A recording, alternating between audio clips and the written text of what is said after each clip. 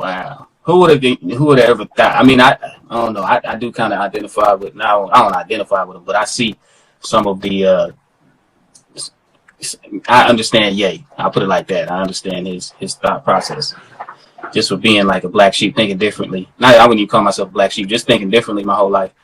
So it's like I don't want to call him the Messiah, but he's really like leading the rush almost in a sense. And yay, as I walk through the valley of the shadow of death, motherfucker. Right. So does that piggyback on the whole Trump thing, the trumpets, the final trumpets singing off Trump Pence? You know what I'm saying? That was one little connection I had made a while back. Like Trump and Pence was like the final ringing to let us know that this was the end of their little reign. And then so you connected that to that, and then Ye being connected to Trump as tightly as he was, it's just like putting the pieces of the puzzle together for me. It's just crazy. So for the women that want to do rituals, they should be calling back the sweet waters of Oshun. That's the love energy. In order for the love energy to come back, all that dirty dirt shit got to get cleaned up. The last major conjure to close is the Haitian conjure, and it's in the process.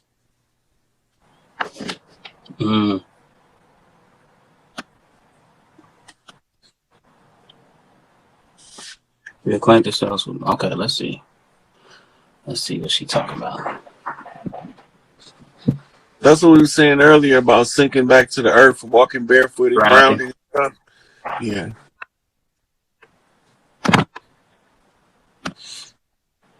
Okay, Horace Brother mentioned how Europe came to find Americas for the yay.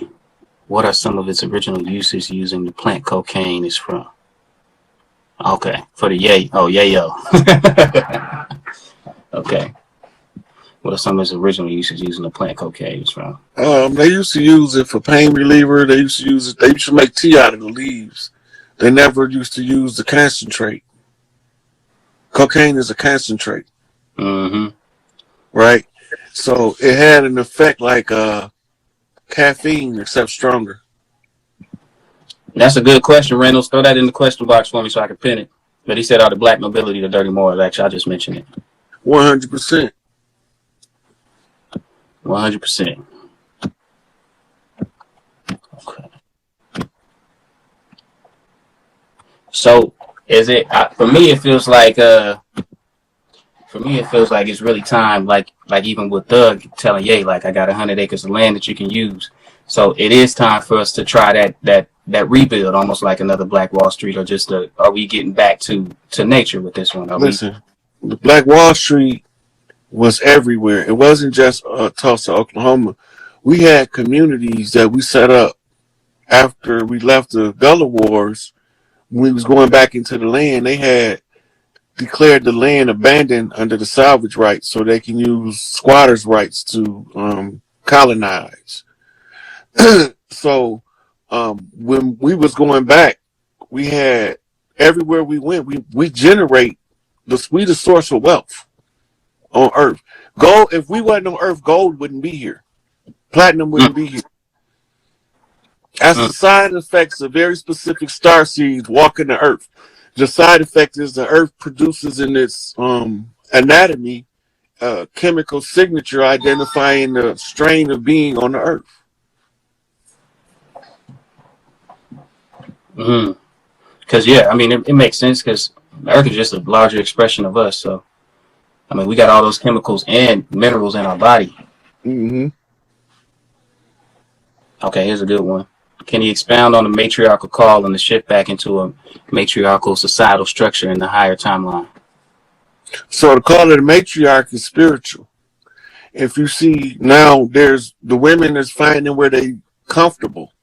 They move in locations to going back to places they used to live in past lives where when the energy shifts, they automatically know where they need to be. And they start making arrangements to be in that location. They answering the call. All of the mothers is telepathically linked, but they don't know it yet.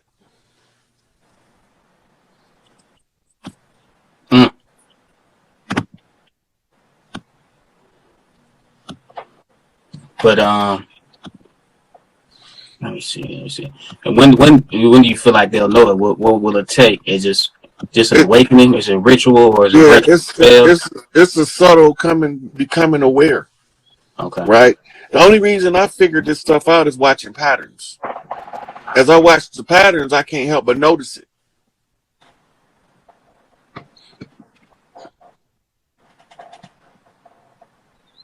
They took it on themselves to write these contracts and laws. That's why they use $5 Indians to sign the contracts, because we wasn't signing that shit. They brought them over here to specifically say they Indians and declare them chiefs by presidential order so they can sign a treaty. We ain't signing no treaties with them motherfuckers. It's funny. Like looking back, I was just watching. If you haven't checked out, it's UB News TV. He does great work and research and talks about the lodges. And the other day he did he talks about the Boule, but the other day he did one on Noble Drew Ali and just kind of breaking down his beginnings, where he really came from, his pilgrimages to Mecca, and how they basically coined him, or not coined him, but donned him a prophet. And then he came back over here and essentially convinced all these people, these natives that were here in America, that they were from Morocco, or had them playing like they were from Morocco when they would get in trouble. So it's very informative, like just seeing the other side of what you've read in books, just going a little deeper. But yeah, Noble Drew, I know I've heard you speak on him, and from what I understand, you've always spoke highly of him. But is there other side? Was there a sinister side or reason behind him starting what he started here in America with the Moorish? What he started is not what you see. Okay. It changed. Okay. He had set the Moorish Science Temple up in the beginning to be able to send them grand sheiks to get our people out of their system, because they understood the relationship with the contracts that had nothing to do with us. But one of the clerks went behind his back and signed contracts with the same motherfuckers we was trying to get away from. And the reason you know this is because on the back of your nationality card, it say clear as day, the holder of this card is a U.S. citizen. How you gonna be a free Moorish national and a U.S. citizen? It's not possible. It's a blatant contradiction in your face. Right.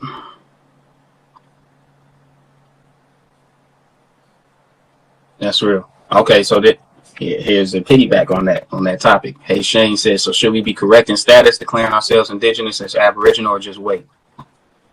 At this point, you can just wait it out. If you know who the fuck you is, you can just wait it out.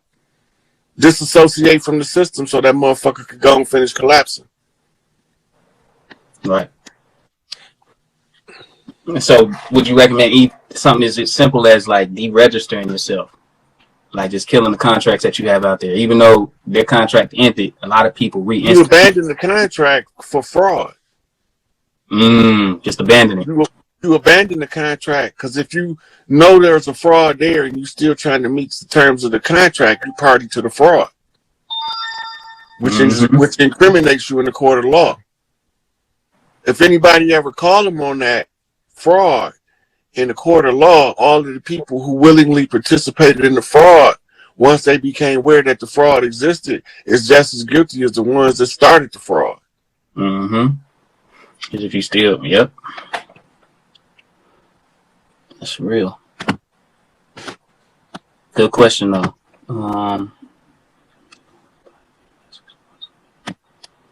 Yeah, I would say you need to tap in more, but we'll see what Rod got to say.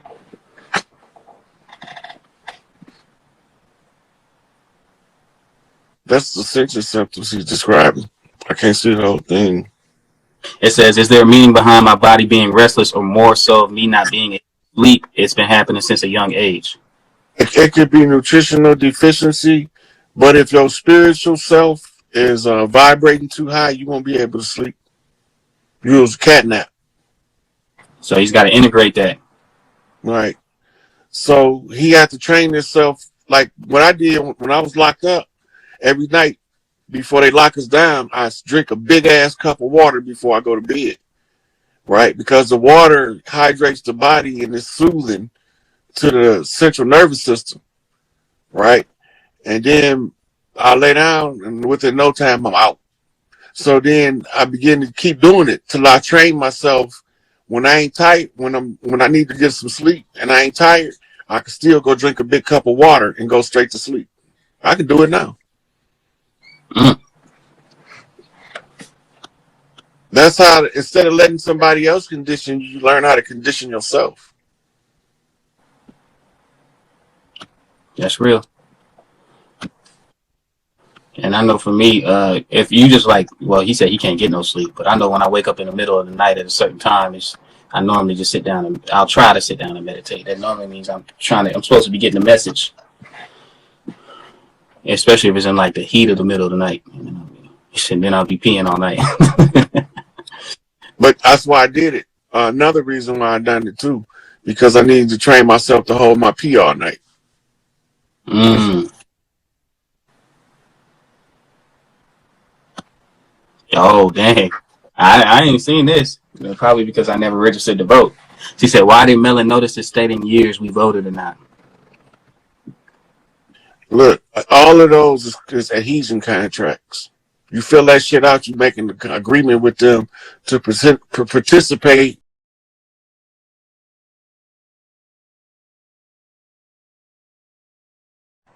And the Electoral College really decide that. It's basically tacit agreement to follow whatever laws or whatever happens during that current regime. Going along with the get along. Dreaming about Papa Leg, but he bringing you a message. You need to figure out what it is.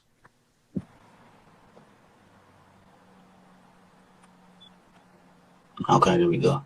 Was Enlil and Inky here before us, or we came from them? The Earthborn was already people here when the Anunnaki came, right? And when they came, they integrated with the people that was already here and formed a hybrid, an Anunnaki human hybrid. That's what we are in modern times, right? And they interacted with us on several different occasions. These is what they call in the theory of evolution the missing links. But it's really not the theory of evolution, right? It's really the intervention in the genome by the alien beings, and they manipulated the genome to cause us to forget, to shorten our lifespan, and Right. to make us controllable to do their work as Lululemon, as primitive workers. Mm. And then some of the ones that was in the Anunnaki royal house that wasn't working in the mines didn't agree with that shit.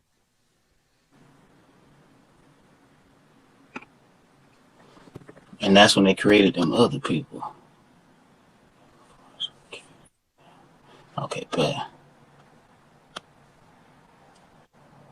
And I'm gonna post a question, bro. I don't see it. Oh, there it is. Oh yeah, here you go. It kind of went over this earlier a little bit. Yeah, Jacob is Yakub. The last name Jacob's just supposed to be Hebrew. Jacob is the Hebrew name. Mm-hmm. It means supplanter, underminer. When they gave us these names, when they came over here, they was tagging our bloodlines. Some of them wasn't our names.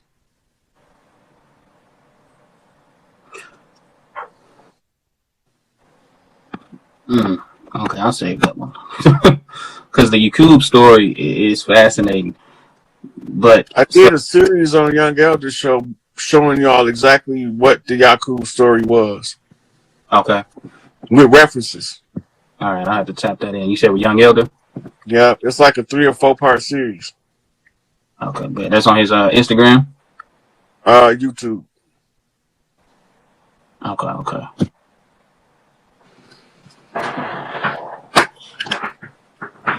If your family said they're Cherokee, how do you really find out that you're from the land? Or if, I don't know where that question just went. It just disappeared on its own.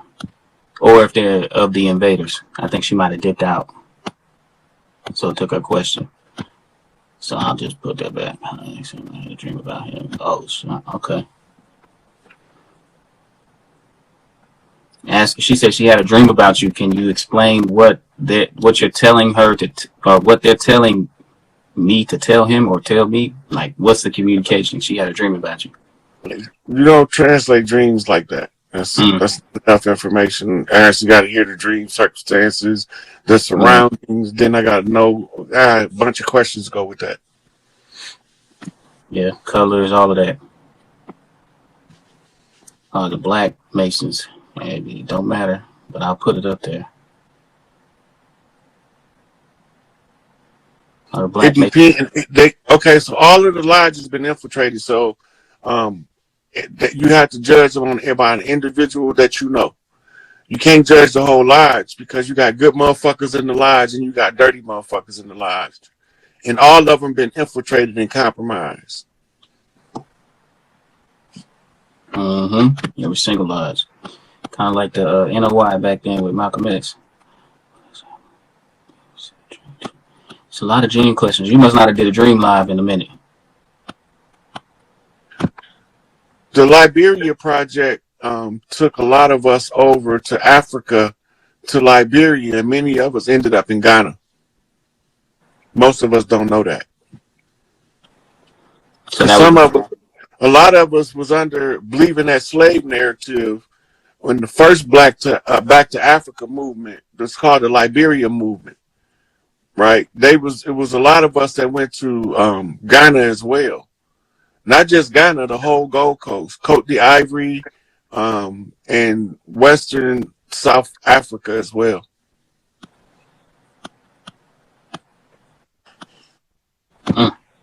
That's part of your Pan-African studies. That's why Garvey was stressing it so much. You're studying the Pan-Africanism. Right, because so the Africans going to tell you the same thing I'm telling you. We ain't from over there. We was already here. And we don't make that, as Garvey called it, that confraternity connection.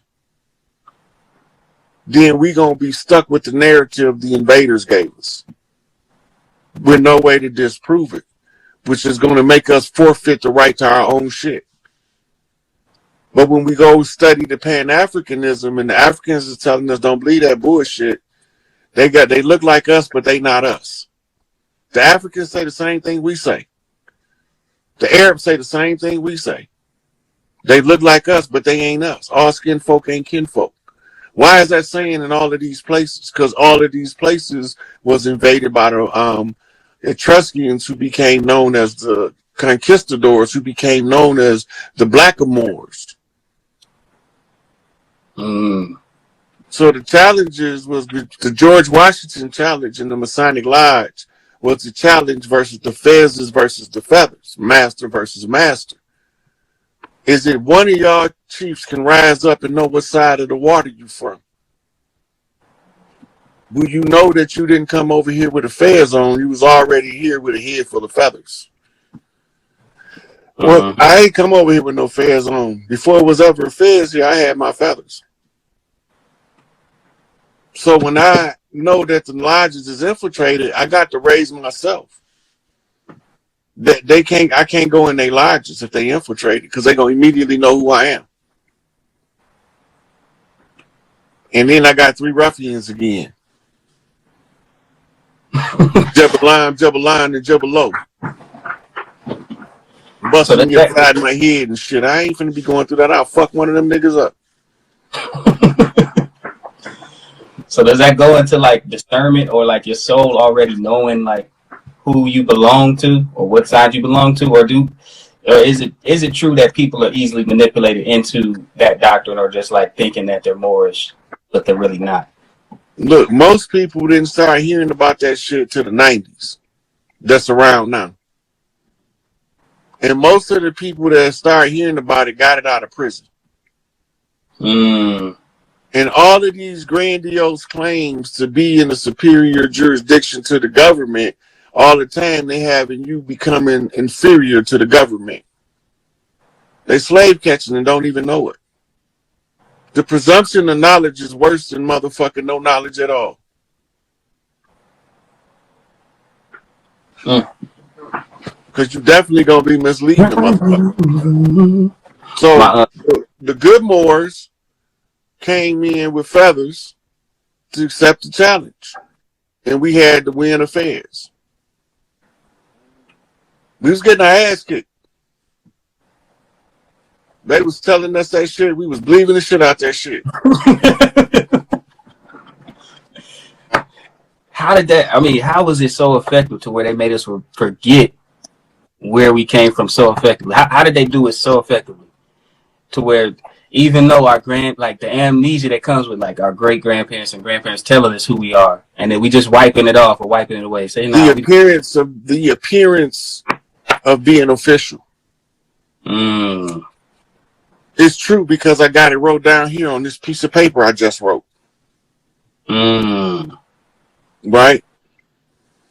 It's true because it's written right here on this piece of paper I just wrote. mm. That's never been verification of truth for us. The truth resonated on the frequency of the heart. If it don't sync with the heart's energy, then it's automatically false. The greatest expression of love is to tell the truth regardless of the consequences. That's where that saying comes. You can't manipulate a true man. No. Right? Even with seduction, like a woman can't even tempt a true man because he's based off of what is right and what feels right, and he already knows what's right and wrong. He's already made that determination a while ago. Yeah. So, like for me, when I came across the information more, like when I first started getting into learning the rights, the system and learning your rights, that was one of the first things that I came across was the Moorish doctrine and everything that came along with that. But it just never resonated with me for some reason. I had a few people around me like, "Oh yeah, I'm gonna change my name to Bay this, L that," and I was just like, "I don't know about that, bro. That's just." I knew when I first seen Noble Drew Ali. I didn't remember him like that. I recognized the face. I did not remember the head wrap. I do remember seeing him with plumes of feathers. I don't never remember seeing him with a turban on in past lives. So you think they hijacked it? He was part of the war. He had to go into their system, into the Scottish Rite. He went and sat with more Zionist Jews in New Jersey to find out what they were doing. We didn't know what they were doing to us. So then when he said he put all of their secrets in the public domain, it made it where we can read, but Chiefs now can read this shit. To find the alchemical name. The name had to be alchemically charged over a period of time. Now, in order to have the 100 monkey effect, in order to make the vibration of this planet uninhabitable for this beast, I had to figure out a way to get the people to chant the word, more free us. More free us. I had to figure out a way. So I attached it to the music industry, turned it into a rhythmic tone. Because, the sacred tones is the key to all this. When you intone the correct vibration, it all comes crumbling down on his head. He can't control us with this wickedness. Now, we all know that the human seed was corrupted. And this is how, like the Saudi family have those who wish to do Mother Teresa type work with all that surplus wealth. But then you have those who wish to look at it in a vault with big eyes and be like, "Oh my, I'm rich." Now, the ones who want to do the Mother Teresa type work need to be in charge of the money. The other ones need to be beheaded. But that's not my responsibility. That's up to the people of the Saudi to deal with their royal family, because they need to weed out the imposters so that the people can live comfortable all over Saudi Arabia. It's the same with every one of those countries. Now, you got outside forces interfering in your personal business. You got outside forces interfering in your personal business. And the reason why this is y'all all have a common religion called Islam. And this common religion of Islam y'all used to have something called the Caliphate. The Caliphate could enforce the Sharia law. Well, we had a Sharia law over here, and they have our Mufti, Angel Bay, indisposed, so we can't exercise our rights to our Sharia law under the Moorish Empire because they've divided us so terrible. But Malik Angel Bay is our chief Mufti. He is the one in charge of enforcing the law here. What do? Accuse him of terrorism, as they always do when somebody righteous try to do something right. They villainize him. So, whatever his order be to his people, I'm gonna get out the way. I just hope that it be a peaceful motion first. You see. Then we had a statesman,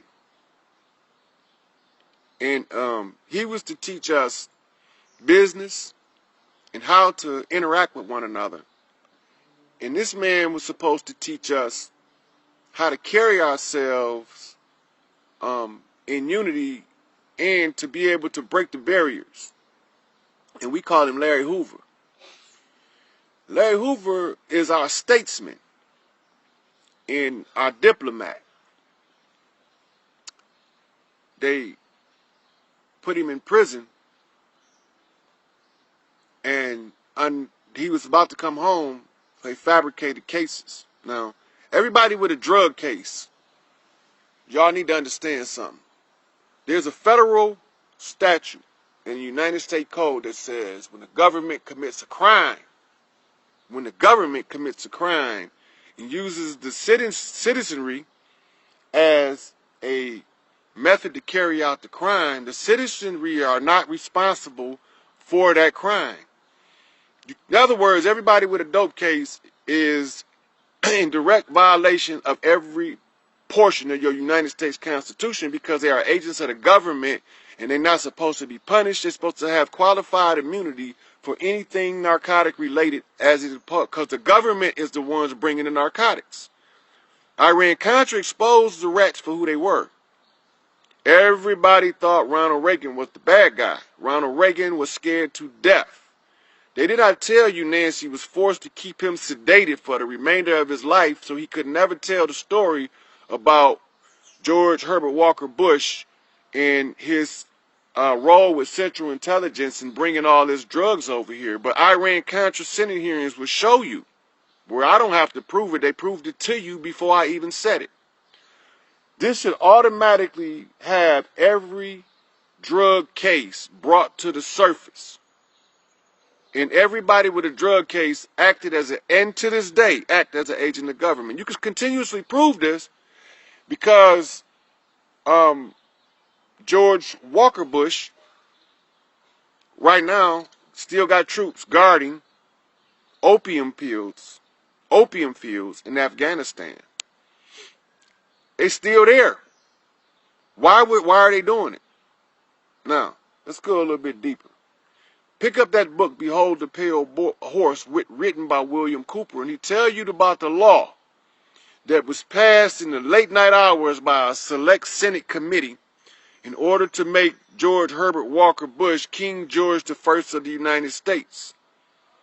We count them backwards. Understand me?